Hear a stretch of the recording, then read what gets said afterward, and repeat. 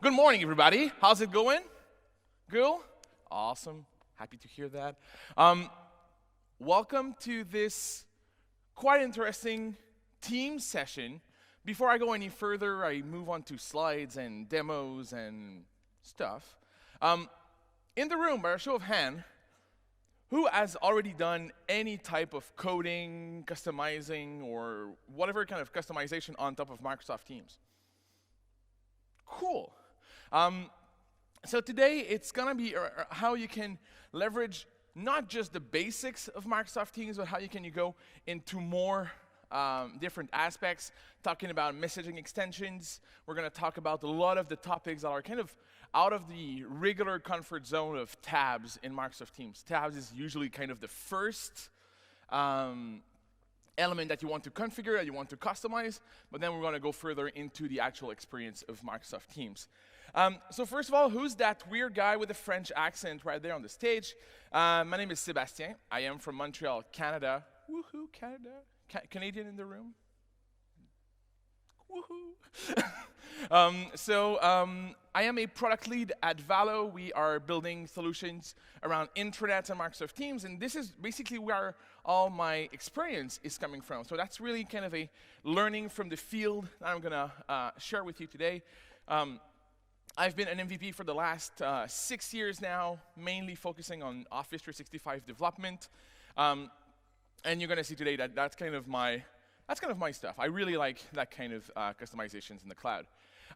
The agenda today will be fairly simple. Before I go any further, if you want to follow on with the slides, there's actually the link at the bottom right there. So if you want to annotate, you want to grab a copy of the slides.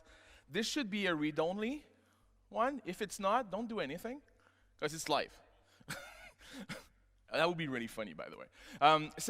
The topic today, I want to kind of talk a little bit about what Microsoft Teams is from a development platform. What are the different options? What can you do? What can you expect? What can you customize? Afterwards, we're going to go into understanding what is a team solution. We're going to go from the power user / maker to the pro developer. So we're going to see kind of all the spectrum of types of customizations and solutions that we can do with Microsoft Teams. Afterwards, we're going to do a bunch of demos. So expect everything to work well. I'm wired. Should be okay.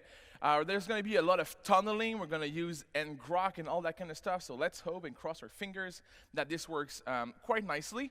And then afterwards, I'm going to share some tips and tricks around how you can actually bring your experience with Microsoft Teams to the next level. Feel free to raise your hand if you have any question. Feel free to go ask questions. I want that session to be interactive, so please do it. So first of all, Microsoft Teams as a development platform. So I don't want to go into any marketing, any kind of stuff that you already know, but I think it's important to cover what are kind of the different integrations or surfaces that are available in Microsoft Teams to customize to really bring the Microsoft Teams experience to the next level. When you first open Microsoft Teams in the morning, I think it's all about productivity. You want to connect with people, you want to have conversations, you want to make sure that you are with your team, that you're productive. But then afterwards, conversation is okay, but at some point you have to do something. You have to produce, you have to be productive. So how do you do that? First, you can use different tabs. Tabs, see them as web pages that are just hosted within the experience of Microsoft Teams. I think this is one of the low-hanging fruit that you can leverage to build extremely powerful and extremely simple solutions. And we're going to see how we can do that using App Studio later on. Afterwards, conversation with bots. Who's a bot lover?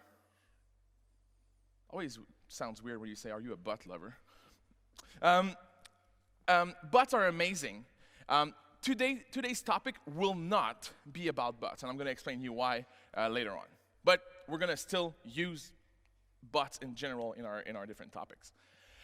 Afterwards, we're going to talk about messaging extensions. Messaging extensions, if you're familiar to the SharePoint ecosystem, for me, messaging extensions like custom actions in SharePoint, ways that you can integrate natively within the UI of Microsoft Teams to add some functionality. So for the user, it feels extremely native, extremely out of the box, but it's, you know what? It's actually not. You are providing the entire functionality. It makes it super powerful. Then there's a bunch of stuff around informing and notifying. Activity feed, connectors, getting some feeds in.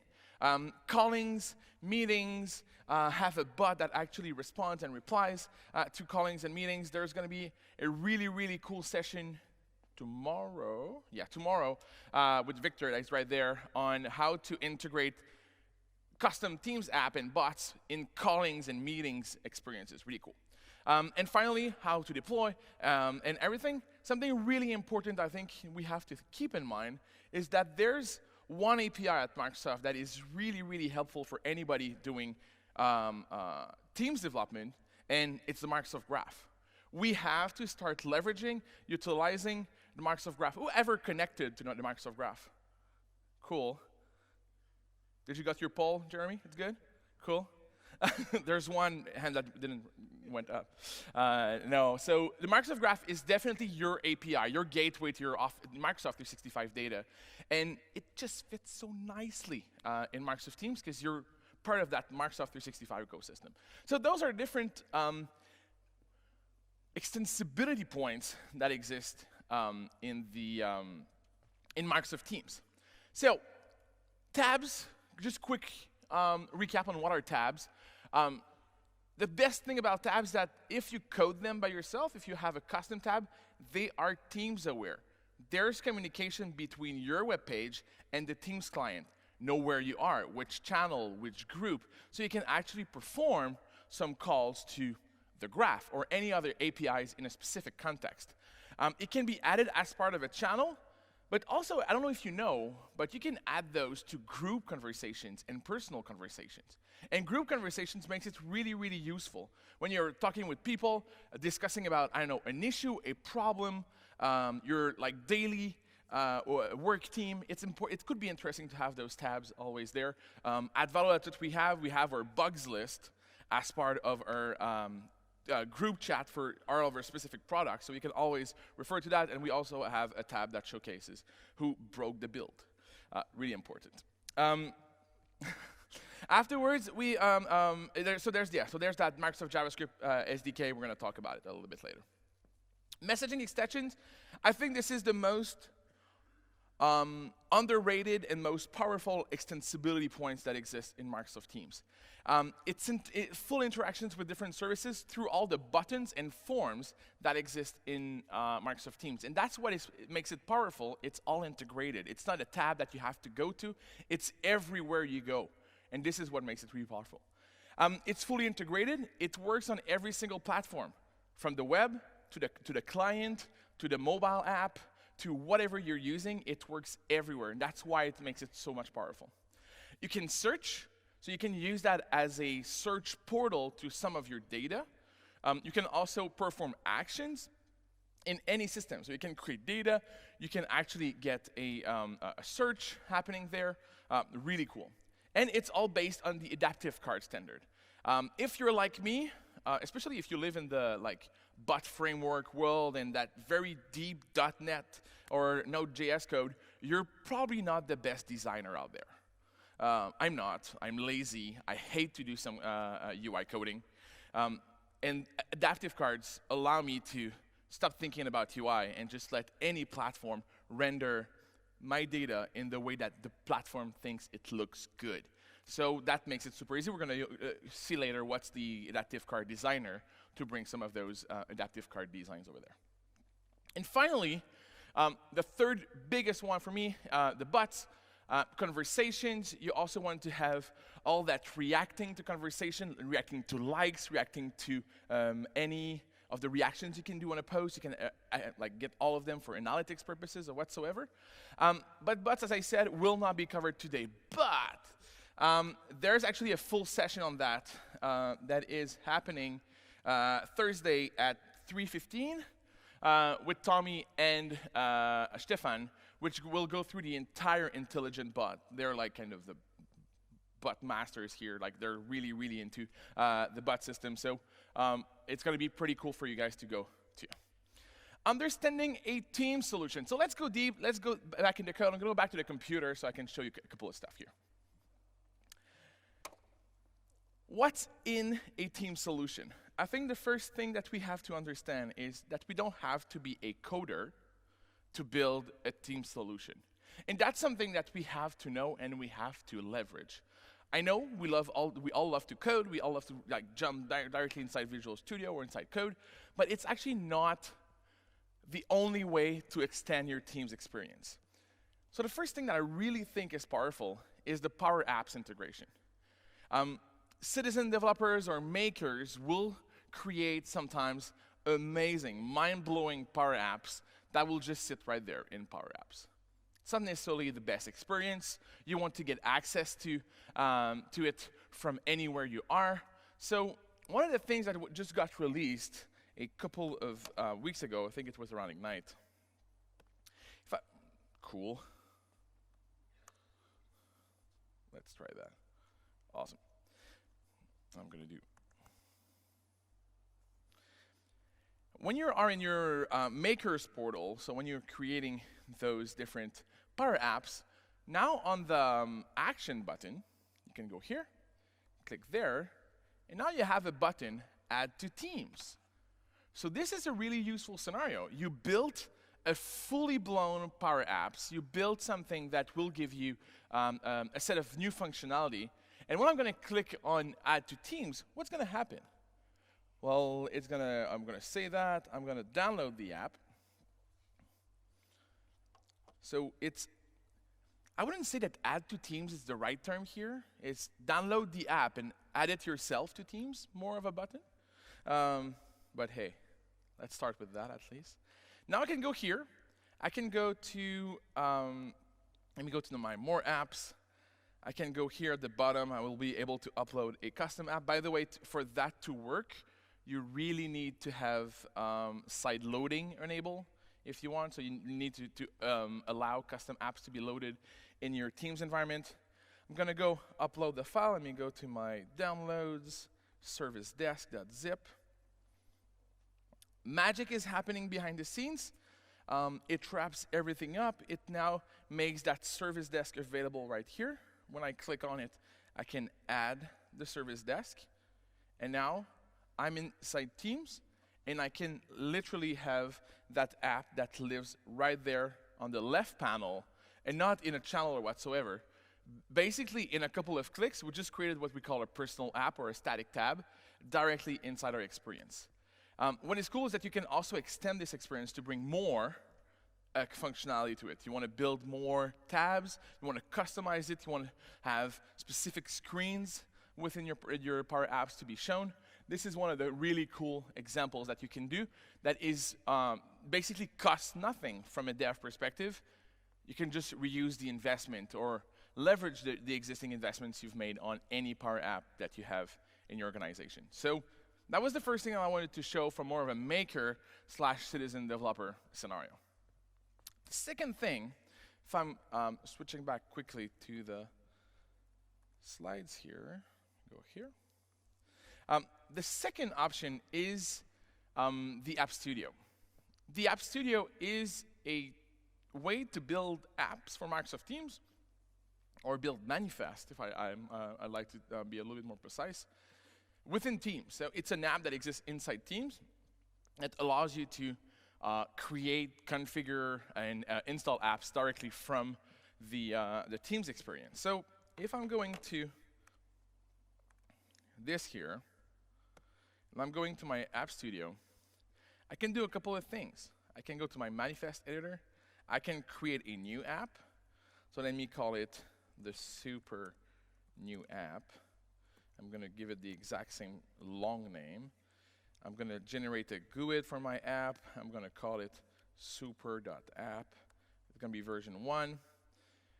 Description here. I'm a developer, so I always use these descriptions.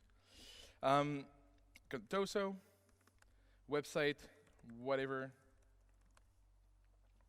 And here, you always have to provide those different URLs. And those are kind of the keys to any manifest you're going to build in Teams.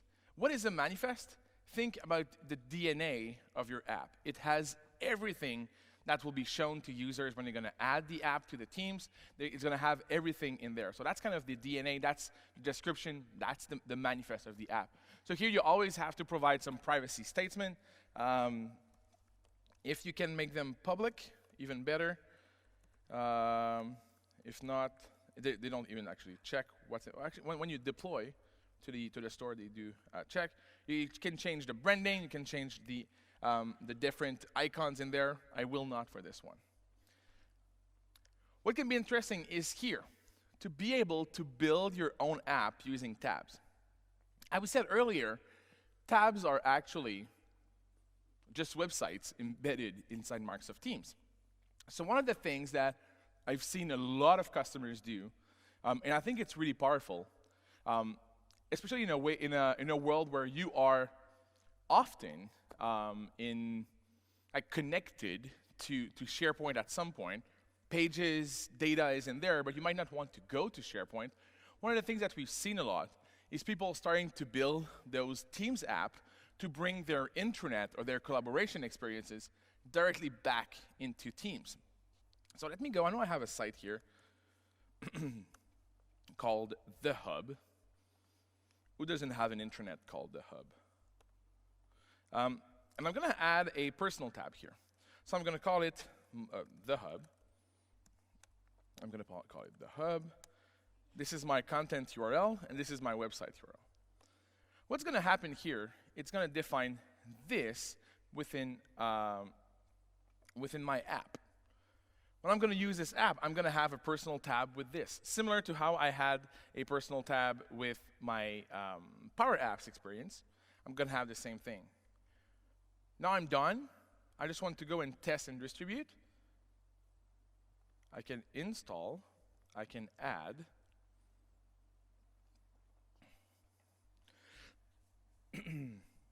And now, I just embedded my intranet or whatsoever within Teams. Cool thing about SharePoint, SharePoint knows about Teams, Teams knows about SharePoint, so there's some magic happening on top. Like no navigation, it kind of strips down the experience. Think about how you could build amazing pages for specific personas, someone that manages finance, someone that is more in the HR systems, and you can just build those pages. So instead of having a developer building a very customized application, maybe just a couple of web parts, connecting them all together, putting them on a page, providing it through the Hub app that people can go in, and then you're good to go. So that was scenario number 2 that I wanted to show from a functionality standpoint that you can do with the App Studio. So, and this afterwards is all distributable. You can also, through policies, decide that this app will be the first one to be shown right here on top. So you can really play with all those different policies to make sure that your app is distributed to the right people, because now it's basically a package that you can send to everybody.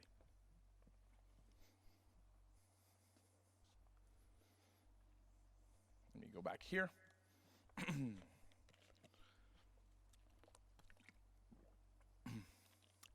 Now, what are your options when you want to go more on the pro dev route?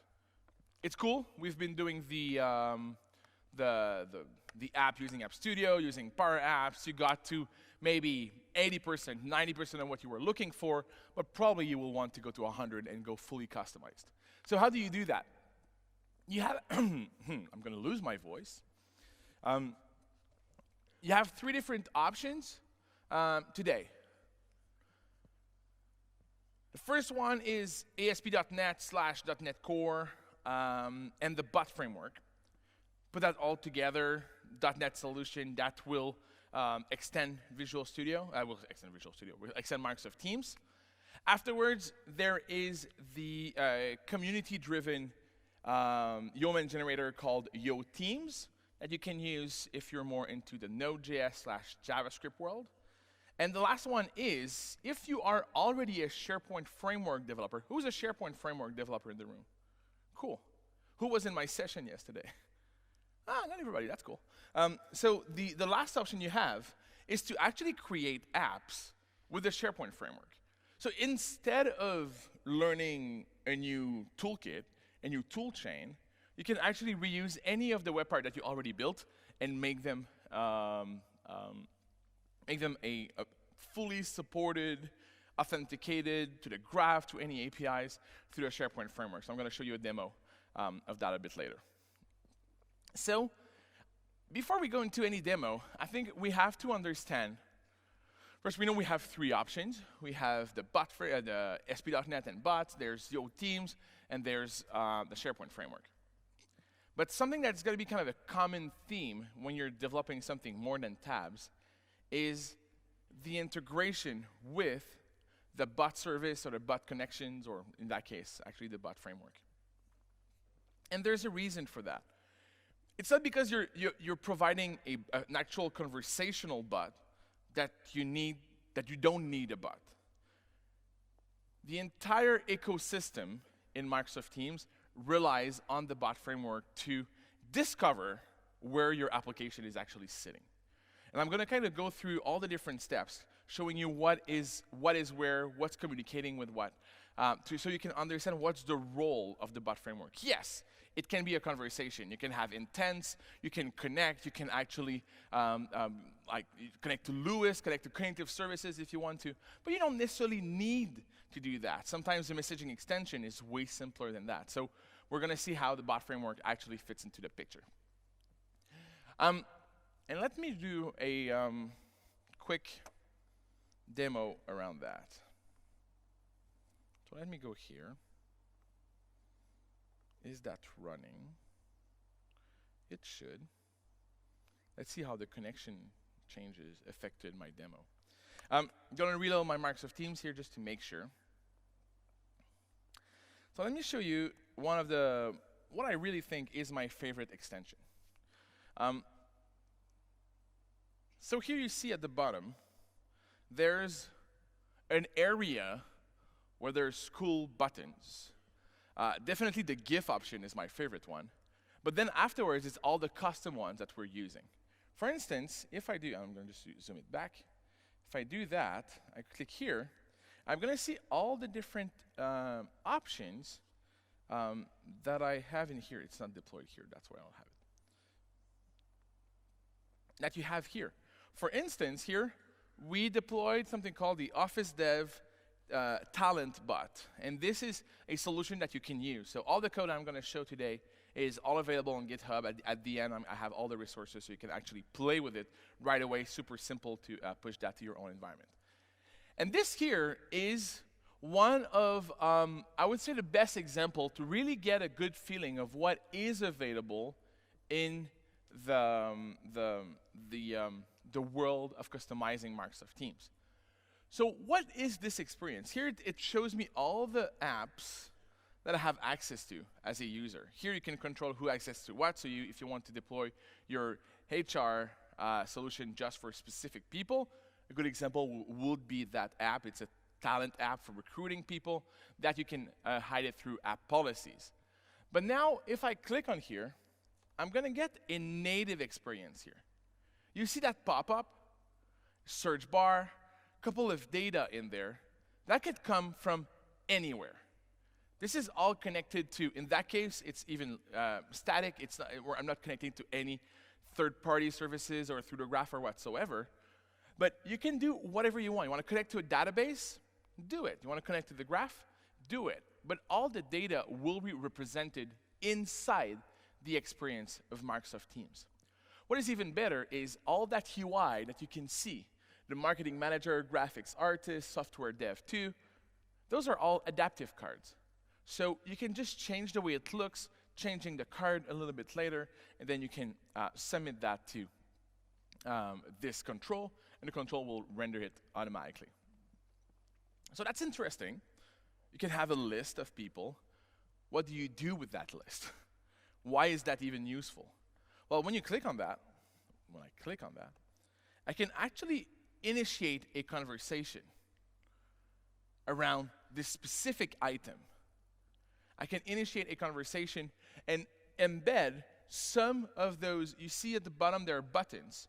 Still, again, it is an adaptive card, but the buttons here could bring you to details around that, to execute actions directly from there, to say like, to say delete, to say promote, or whatsoever. All of those actions can be taken care of by the messaging extension. So here, I can just start talking about this thing. And now people can see that. If I click on see details, in that case, it just brings me to an empty site because it's hr.contoso.com. But if I had a backend system, we could see some of that. What happened? There's a lot of magic happening behind the scenes when you do that. Why is that app over there? Why is there data in my messaging extension screen? Why can I talk about that? Where is the code running? All of that, and I think it's a good moment to directly dive into that. So first, when you do that, this is through an app. So we deployed an app, the same way we deployed the Power app earlier. We're doing the exact same thing. We're generating a manifest, a zip file, which is kind of the installer of your application. You drop that into Teams, and automatically there's some elements that are in there that kind of define what the app will provide as features. So if you go here, and I'm going to go now into the code and look at my manifest.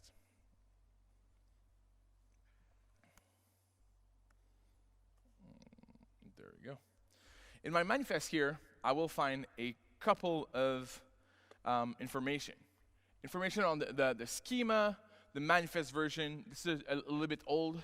We're now at 1.5 from a manifest version. For this scenario, it didn't change anything. We don't have to do anything different in that case, but you could have up to 1.5. And then afterwards, some information, the exact same information that I typed in earlier using the App Studio. So this is kind of what the App Studio is generating in the end. A couple of icons, a couple of descriptions.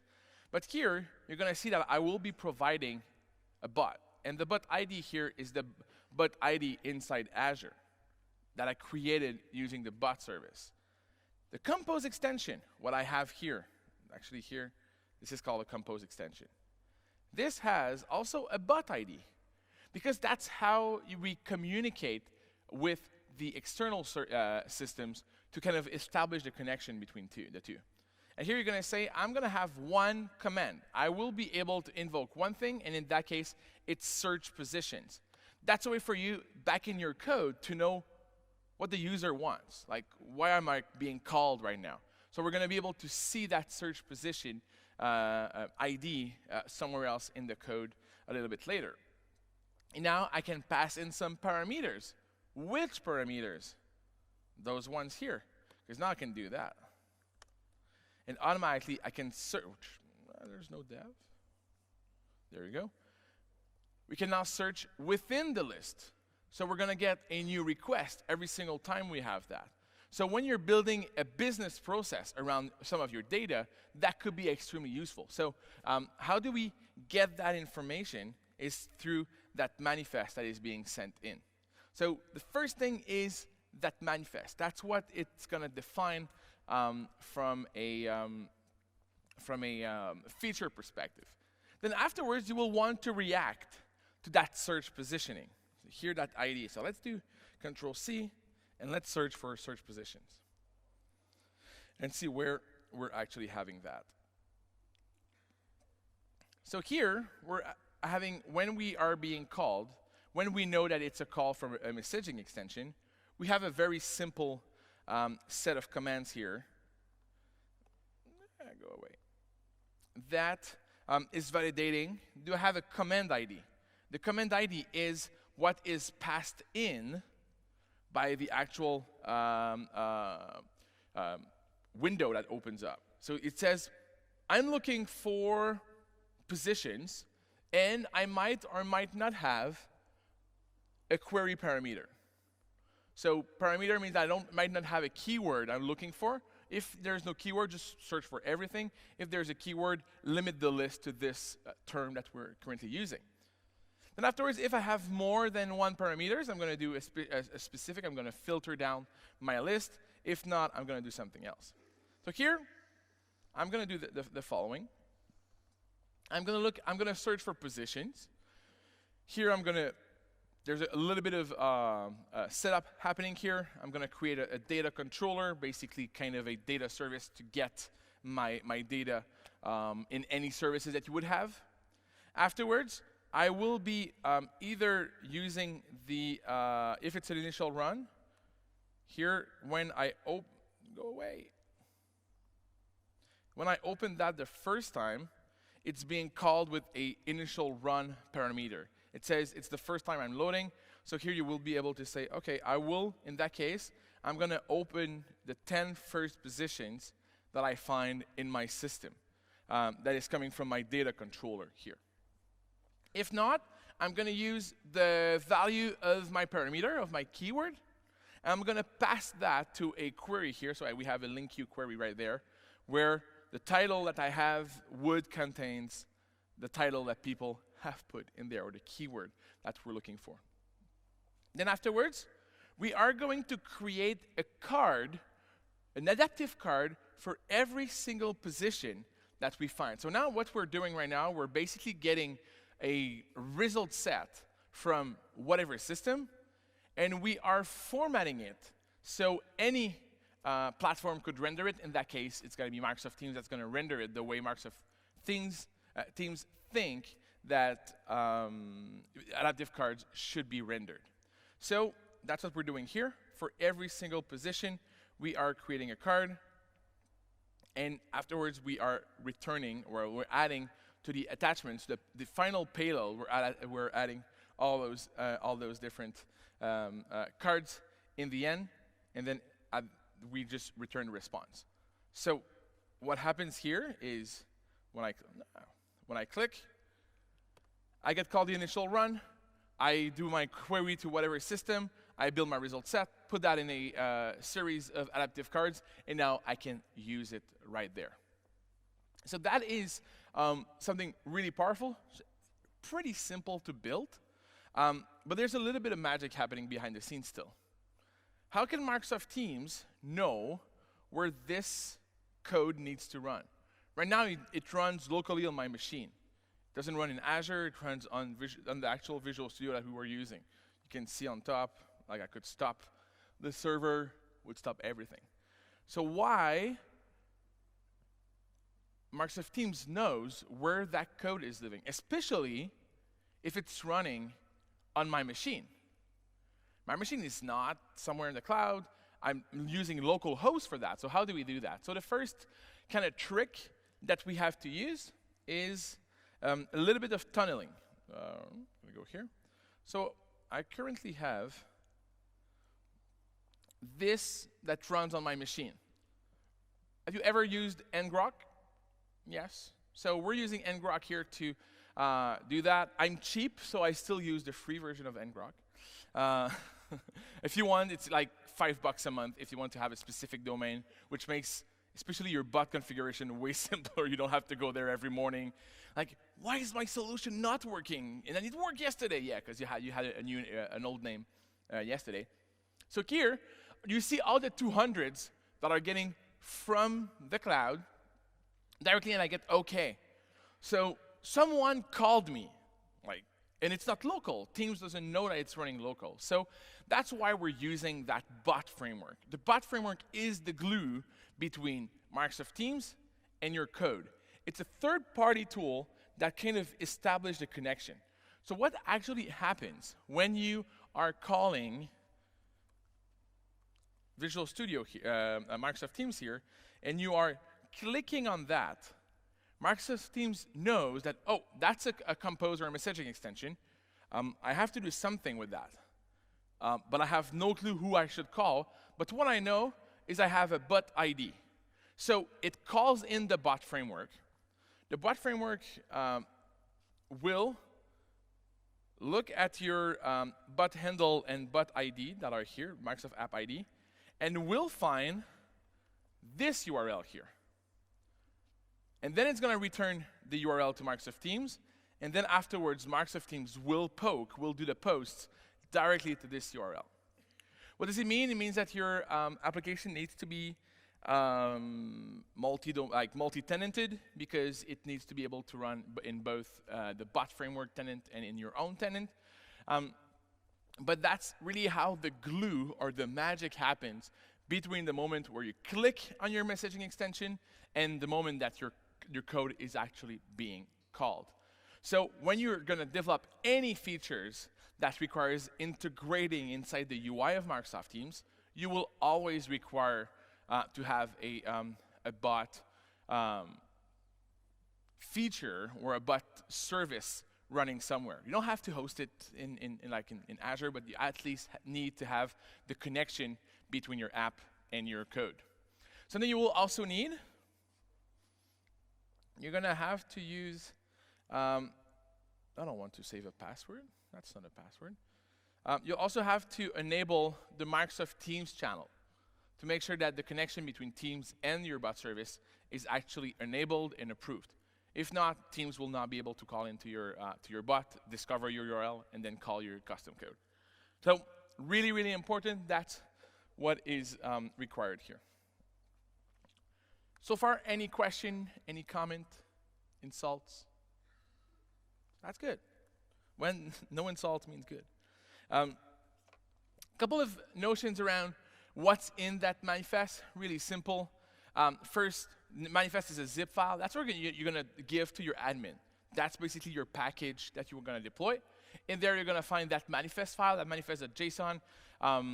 Afterwards, you will find two different icons, one for the outline, one for the color. That's what you're going to see throughout the experience in Microsoft Teams. So that's all the icons, either the one that are embedded at the bottom of the search bar, of the message bar, or inside the Compose extension, or inside the store that you have.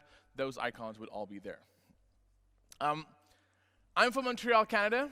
I live in a very, very bilingual ecosystem. In Europe, it's even worse. Microsoft Teams does support localization inside its own manifest. So it's something you have to think about, because when you're deploying that, you want to make sure that all your labels all over the place are localized. So there's an extra JSON file that you need to provide that is based on the language ID or the locale ID that you want to provide. Very simple. It looks a little bit weird. It's not a regular JSON file. It feels more like a JavaScript file than a JSON file. It's signed with arrays and all that kind of stuff, but still super simple to deploy. It is limited. You cannot localize everything in your manifest. There's specific slots that you can localize.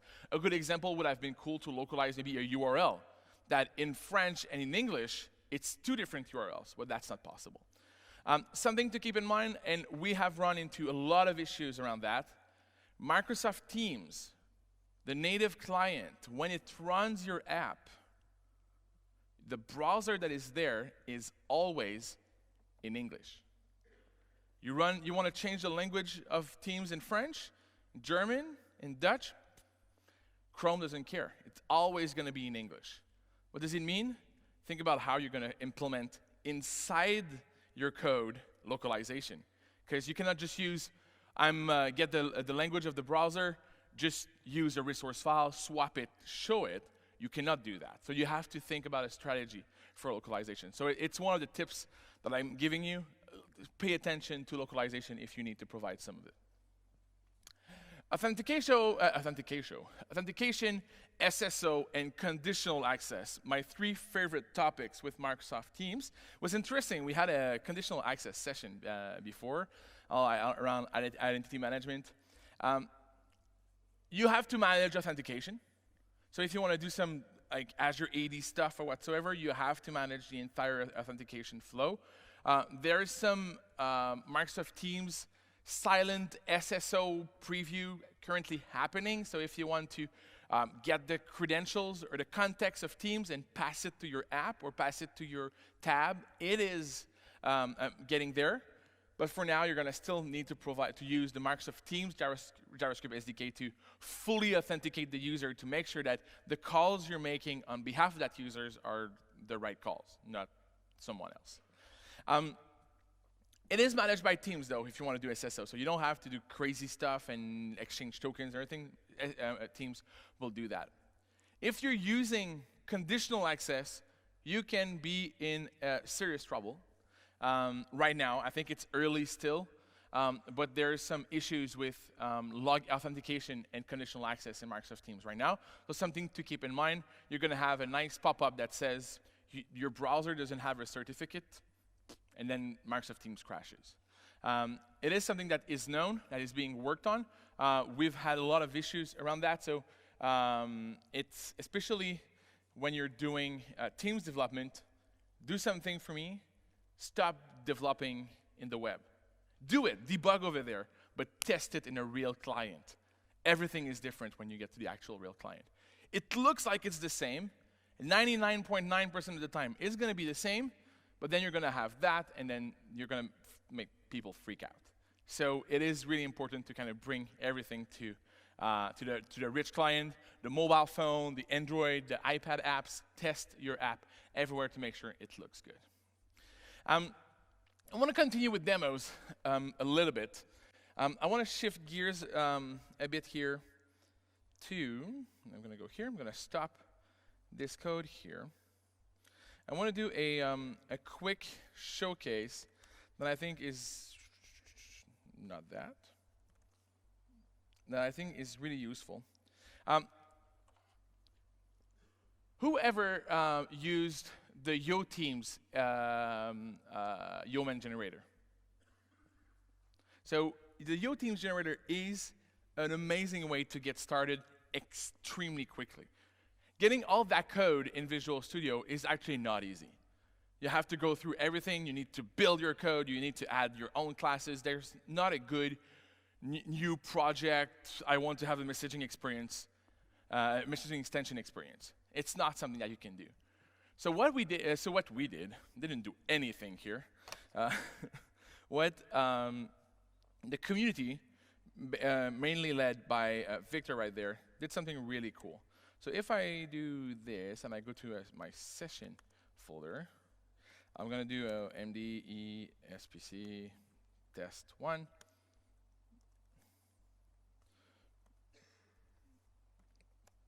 SPC test 1. And here I'm going to do Yo Teams.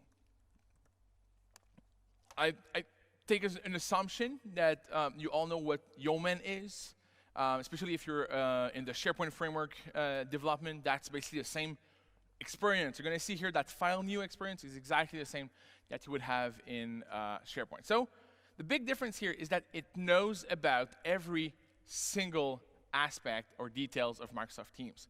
So here you will be able to provide a name. I want to use the current folder. I want to have a title. I am myself. Which version of the manifest do you want to use? So if you want to use specific features that just went out, you can use that. If you want to use your NPN. And here you will be able to say, I want a bot. I want a tab. I want a, let's go with a messaging extension and localization support. I hit enter. I'm going to come back to the URL later. When I'm developing locally, that's going to kind of magically be on the fly changed. Do you want to include any test framework? I say no. You should say yes. Do you want to use App Insights? What's your tab name? Do you want it to be configurable? Do you want to have it in Teams and in group chat? So here you see really the experience that you're going to get. And it's going to do the entire, I'm just going to put nothing here. I guess it requires a GUID. Oh, that's bad. I'm going to get my ID here. Just give me a second.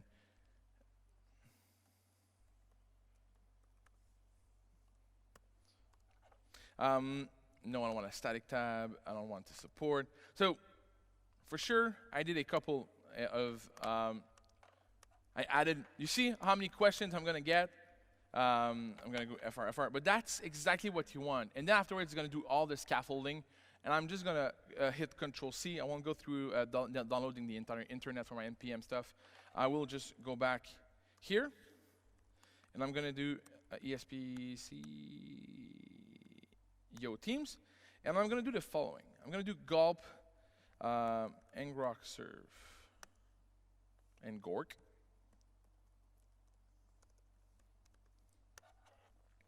And what's going to happen is also a really, really nice starting point to build any experiences using Node. And I think it's worth it to have a look at what Node can offer from a standpoint of developing solutions, because it's so lightweight and so powerful that for me sometimes opening up and cracking up the Visual Studio just for a simple extension, it might not be worth it.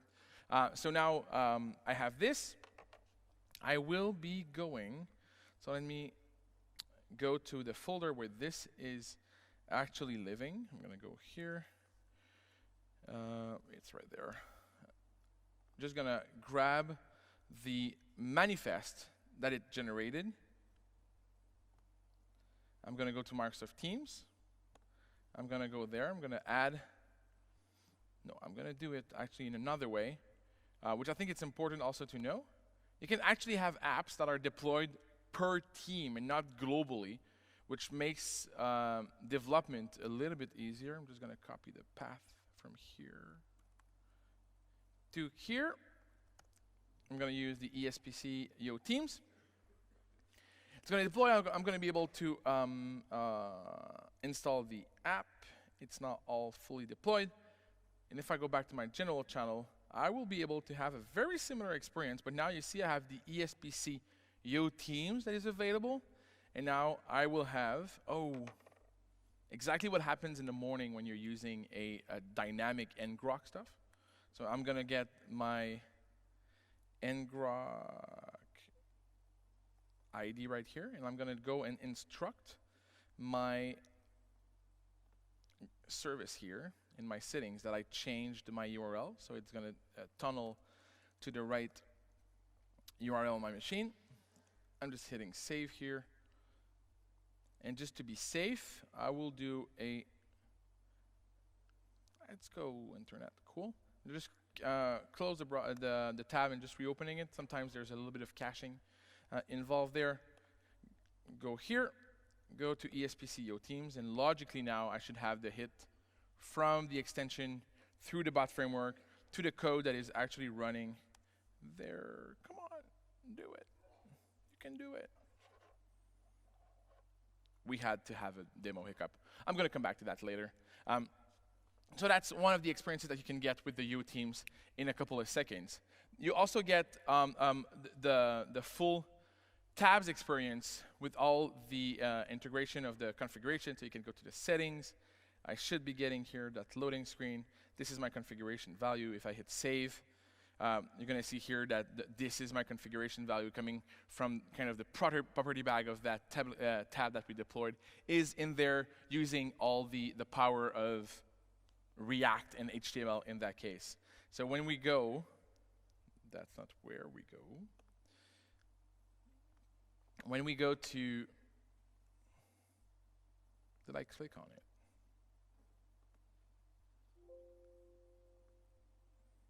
It's going to tell me something. Let me just pause this one here. I'm going to open it from here. Here, when we go to the source, we're going to find our app.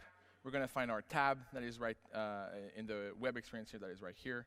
I'm going to find all of those different experiences here, including that config screen that we deployed, that index file, which is our stuff that includes our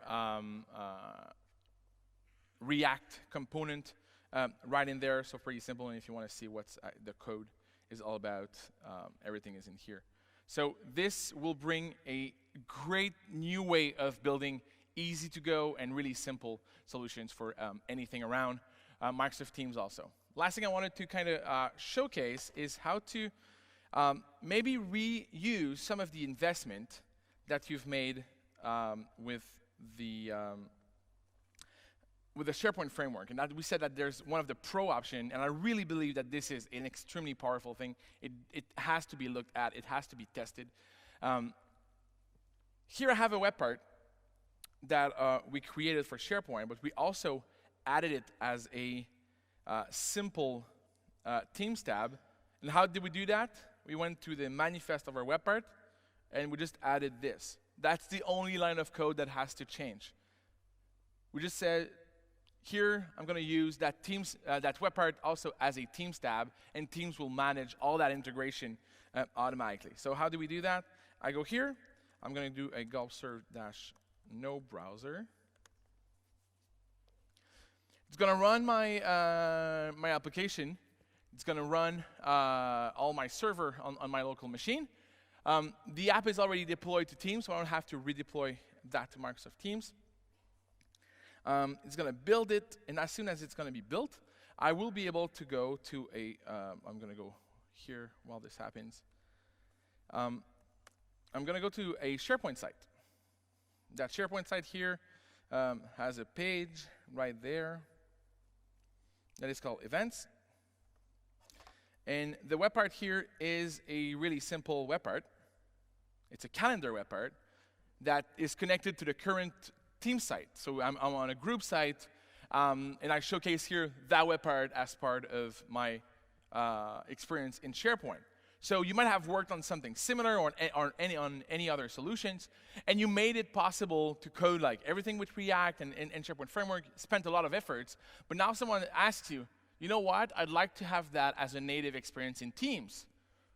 What do? Do you start fresh? Do you steal some of that code? Do you bring that to a brand new team solution? Maybe yes, maybe not. What you can do here, you can actually just turn that Teams tab option on, go to Microsoft Teams, go to the same project that we were before, just go to my graph calendar here, and it's going to automatically load that calendar within Microsoft Teams as a tab. So this is just reusing any of the investment that you've already made. Here, one of the most powerful thing about this simple is the fact that there was no pop-up, there was no authentication, but we're using the Microsoft Graph in the back to get all the events from the current group. So we fetch those events and we showcased it inside that nice calendar grid. It's also aware, now Microsoft, now a SharePoint Framework is aware of Teams, so it knows where it runs, it knows the context, so you can actually start playing with something like that. So you can go here, put me in dark mode, let me reload, and now we're going to have a nice, good-looking graph calendar in dark mode that you only added one line of code in Microsoft, in SharePoint Framework, and you got it. So if you're really into tabs, you want to bring those tabs, I think bringing your existing web parts that you spent a ton of time to work on, I think it's a good investment to bring it back to Teams using that approach. A couple of tips and tricks before we end up the session. First tip and trick that I'd like to give you is, if you are about to use SharePoint, you've seen SharePoint earlier, I embedded using the what was called? The App Studio, sorry about that. If you want to make sure that there's SSO everywhere, you can enable it. So you can say any app in Office 365 can automatically enable SSO. So you can specify what will be the resources that will automatically be approved.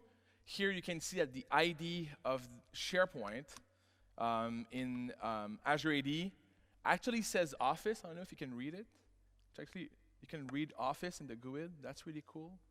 And then you can just select exactly what's your tenant name, and automatically everything will be whitelisted. Second thing, when you're coding something, make it fast. You're going to have a timeout after 5 seconds. If we cannot reach your bot in the first 5 seconds of a connection, not going to work. The bot framework will say, I'm done with you. I don't even care about your bot. So it's going to just fail. Which brings me to, a lot of people are asking for support around Azure Function on a consumption plan. Sometimes it's going to work. Sometimes it won't work.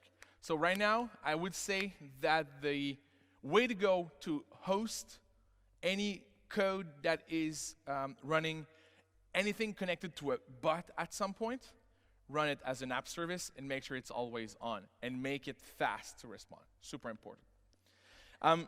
You want to debug locally? I'm working right now with a customer where ngrok is actually denied, so they cannot have tunneling back inside their organization, so they actually have to deploy to Azure on every F5 experience. Not fun. So if you can avoid that, ngrok will be your best friend. Just need to specify what is the port that your application is using, and it's going to generate you an HTTP and an HTTPS tunnel that you're going to be able. That's the URL that you're going to tell your bot framework or the bot service that you will use. Afterwards, making it shine. You want to make it beautiful. You want to make sure that this application looks good. If you want to stay within the Office ecosystem, I will highly recommend that you have a look at the Office UI Fabric. Especially for SharePoint people, I think we're all used to the Office UI Fabric and the way we code our React components. Especially for components that has to be shared between SharePoint and Teams. If you're about to build something that is specific to Microsoft Teams, don't even look at the Office UI Fabric. It doesn't look like Teams. We want to have a native experience. We want to have something. So everywhere we're going to use adaptive cards when it's all native within the UI. But when we want to provide our own tabs or our own stuff, we want to have this nice experience. And this nice experience is coming through a UI framework called the Fluent UI. Fluent UI it was codenamed Stardust before. Before that, it was Semantic UI. It's really the way to go if you want to build a Teams app. It looks like Teams. It's actually the UI framework that is being used by the Teams team, so that you can use the exact same components, same rendering. It's kind of a weird state right now.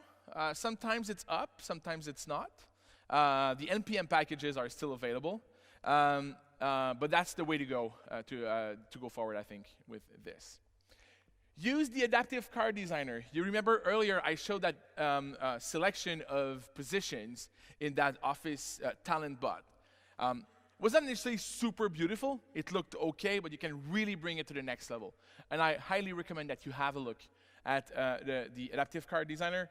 What I saw today, which was surprising to me, is now the adaptive cards templating is now in preview, meaning that you can disconnect the data from the way it is displayed on the page. So the payloads for adaptive cards will be way smaller than they used to. So please use the adaptive card designer. Really, really powerful tool. If you're not sure what to use, should I start a project in Visual Studio? Should I start a project in Node? Which one should I use? If you want to go all in, I would really tell you, go Visual Studio, use the bot framework, use ASP.NET or ASP.NET Core. I think that's the most rich experience you're going to get from a debugging and everything.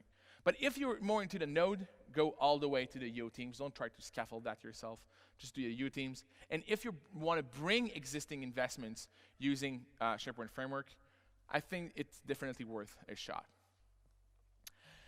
Before I finish, I'd like to share some resources. So all the demos that I did are right there. So the first one is all the training content around Microsoft Teams. That's the demo that I used for the Office talent bot. The second one is our generator in Teams. So that's the UTeams. It really brings an amazing first run experience. So you can actually get content and showcase stuff directly from the first run experience when you run it. You don't have to code anything, so it's a good first run. The third one is how to bring web parts as SharePoint Framework, the Fabric, the Fluent UI, adaptive cards in the end. Some interesting and Teams-related sessions. So if you want to continue your journey in Teams dev or Teams-related topics around development, today at 2 there's Mike that does a full session on the full Microsoft 365 platform. Jeremy right there is doing a full graph session on its developer tooling. Good when you're using Visual Studio. I guess you're going to do a lot of Studio right there.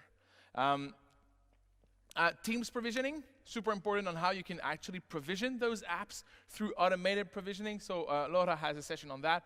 There's 2 sessions on bots happening at exactly the same time. So you're going to have to split yourself. Building better bots with Ellen, and creating engaging meeting bots for Microsoft Teams through real-time audio and video with Victor. It could have been a little bit shorter.